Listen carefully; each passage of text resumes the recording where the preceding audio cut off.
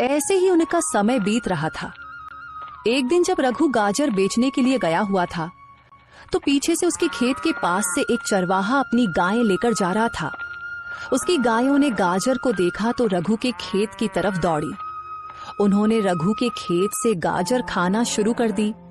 चलो बस करो अब, पता नहीं किसका खेत है, मालिक आ गया तो पूरे पैसे लेगा और मेरे पास इतने पैसे नहीं हैं।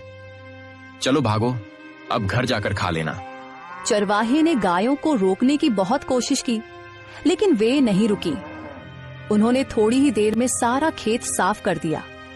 चरवाहा जल्दी से अपनी गायें लेकर वहां से निकल गया।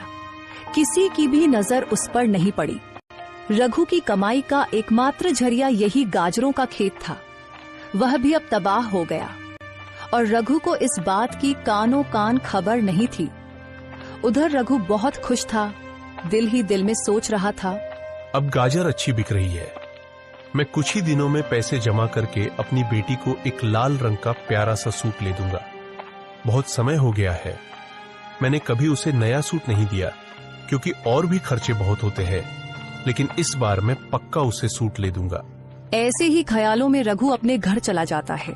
अगले दिन सुबह रघु अपनी टोकरी लेकर गाजर तोड़ने खेत गया, लेकिन जैसे ही उसने खेत देखा, खेत देखकर उसका दिल बैठ गया। ये क्या हुआ? सारी गाजरें कहाँ गईं? ये तो पूरा खेत खाली है। फिर उसने करीब जाकर देखा तो पता चला कि कोई सारी गाजरें खा चुका था। अब वह कौन है इसका रघु को पता नहीं था। रघु बहुत मायूस हुआ। रघु की आंखों में आंसू आ गए। मेरे पास रोटी कमाने का कोई और जरिया नहीं, अब मैं क्या करूं? रघु उदास होकर घर वापस आया। घर पहुंचकर वह बेटी के पास गया। क्या हुआ पिताजी, आज आप गाजर बेचने नहीं गए? सब ठीक तो है? आपकी तबीयत तो खराब नहीं? तबीयत तो ठीक है बेटा, लेकिन किस्मत खराब है। जब मैं खेत गया तो देखा कि पूरा खेत खाली है।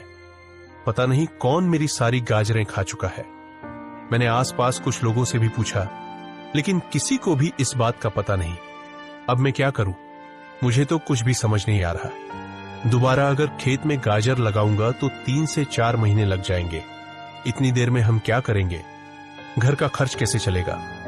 मुझे तो इसी चिंता ने सताया हुआ है। पिताजी, आप इतनी चिंता मत करें। पहले ही मैं बीमार हूँ, इतनी चिंता करेंगे तो आपकी भी तबीयत खराब हो जाएगी। आप ऐसा करें कि जब तक नई गाजर नहीं उगती, आप किसी से काम का पता कर लें और गांव में ही कोई काम करें। हाँ बेटी, तुम सही कह रही हो। काका रामू मुझे पहले सेठ भूषण के पास काम करने